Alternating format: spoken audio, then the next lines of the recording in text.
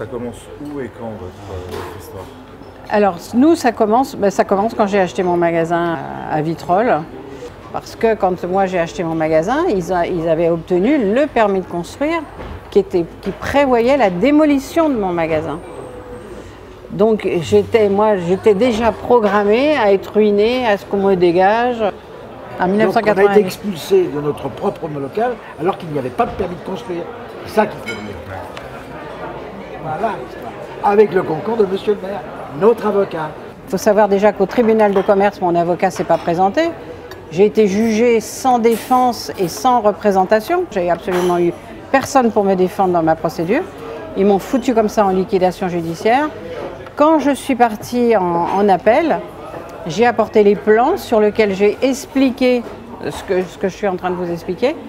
Et à la cour d'appel d'Aix-en-Provence, tous mes plans ont disparu. C'est là que j'ai dit, je vais apprendre l'urbanisme, comprendre pourquoi le plan a disparu. Donc j'ai acheté le code de l'urbanisme pour connaître, savoir tout le cheminement, comment on dépose un permis de construire, où il doit être enregistré. Et une fois que j'ai compris, que j'ai appris tout ça, on est allé ensemble, parce qu'après il lui est arrivé après la même chose. On est allé aux archives de la DDE, aux archives de la préfecture. On a cherché à remonter le dossier.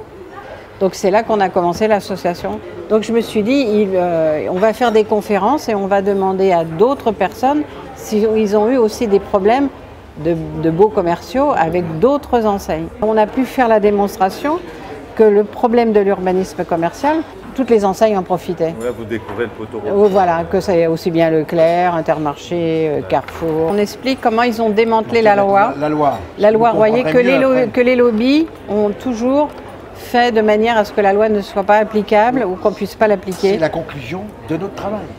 Alors ça, c'est la liste de tous les dossiers qu'on a traités sur lesquels on a fixé les amendes. Combien d'hypermarchés concernés? Nous, on a plus de 200 dossiers.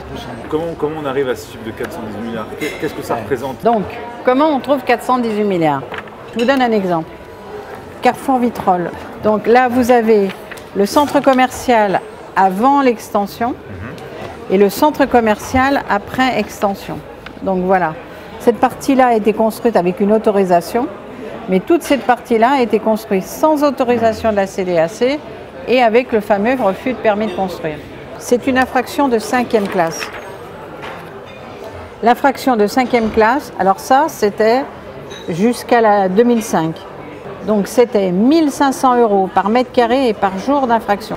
Et non seulement c'est une infraction de 5e classe, mais ensuite ils doivent les saisir, ils doivent leur prendre tout ce qui est sur les surfaces de vente. Alors ce qu'on fait, on écrit à M. Valls, parce que c'est l'article L752-23. On veut obliger le préfet à aller respecter la loi. Il ne veut pas le faire. Alors ça c'est l'article de loi, mais après vous devez avoir le décret d'application pour pouvoir l'exécuter. Et là, l'ancien décret d'application qui obligeait de le faire a été abrogé par Macron.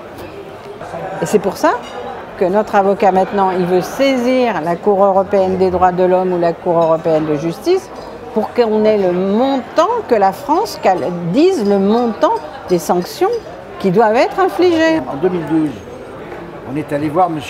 Brotte, président de la Commission des affaires économiques. C'est notre dossier. Hein. Je lui demande, vous voyez, on a un dossier. M. Brotte, qu'est-ce que vous faites avec les 400? Comment vous allez faire pour aller rechercher? C'est la réponse. M. Dio, il serait amoral d'aller les rechercher. Ne cherche pas, le législateur n'a pas mis les normes pour lutter contre l'abus de position dominante. Parce que quand on dit l'abus de position dominante, c'est empêcher les autres à avoir des débouchés. À partir du moment où c'est eux qui bloquent tout le marché, il n'y a plus de débouchés. Il n'y a plus de débouchés pour les petits agriculteurs, il n'y a plus de débouchés pour les petits industriels qui ne peuvent pas être référencés, il n'y a plus de débouchés pour les artisans, il n'y a plus de débouchés pour personne.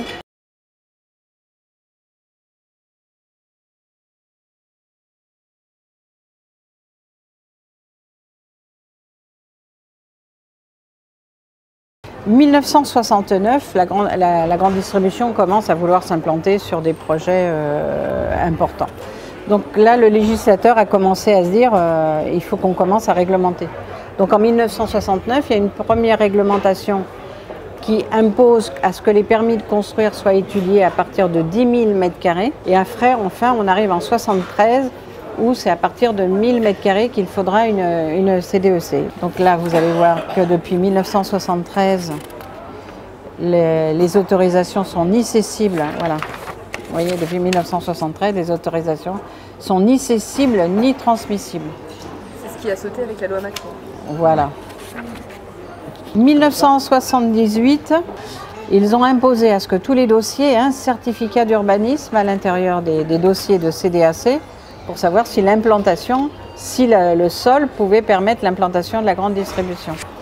1993, alors là c'est une loi hyper importante, hein. Ça c'était sur l'influence de Bérégovoy qui voulait lutter contre la prévention de la corruption. Pour nous, la loi du 29 janvier 1993, c'était le début d'une moralisation de la vie politique.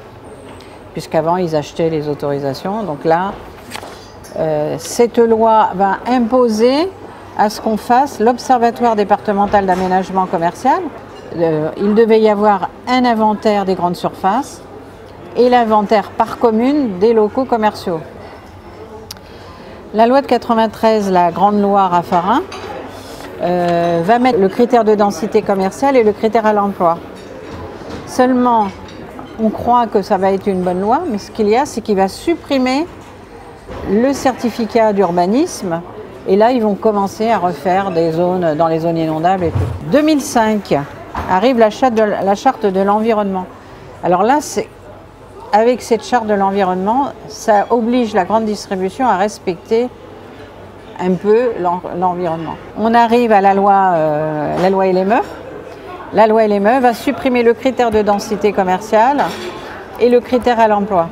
C'est un drame pour les commerçants, hein.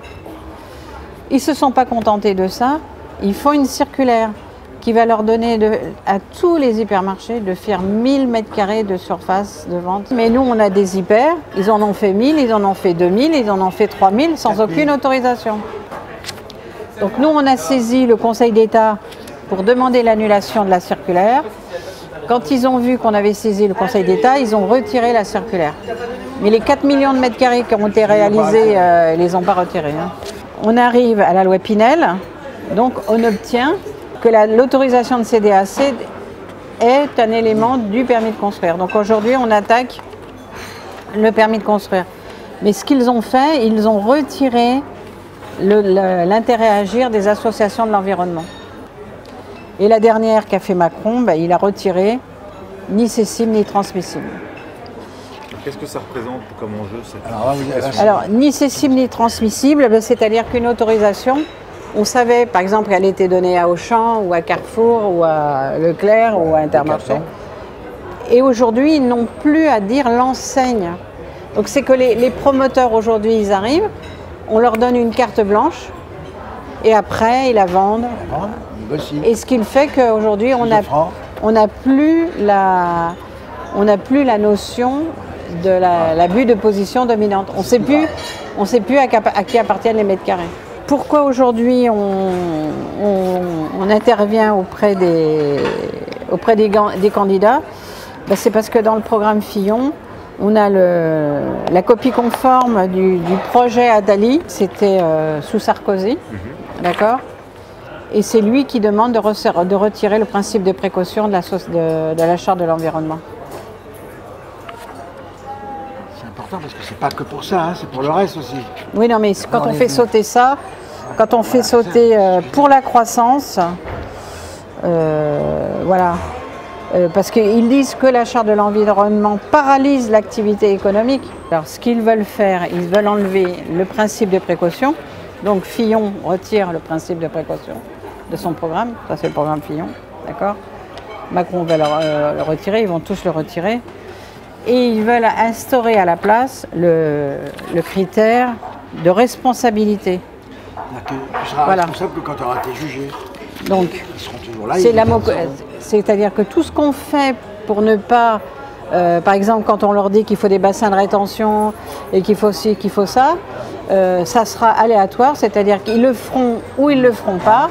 Et si ça cause des dégâts après, c'est pas grave, parce qu'il fera faire des procédures pour le principe de responsabilité. Mais le principe de responsabilité, si ça a tué des gens, ben les morts, ils se démerderont avec leur procédure. Vous avez réussi à avoir quelques succès, vous nous parlez tout à l'heure. Alors, le succès, justement, le succès, c'est on s'est battu contre un projet à l'Allonde-les-Morts, où on a gagné, justement, parce que ça ne respectait pas la loi littorale. Et j'ai oublié de le rajouter, là, parce que c'est passé quand? Lundi, mardi? Il y a eu un amendement qui est passé pour faire sauter la loi littorale.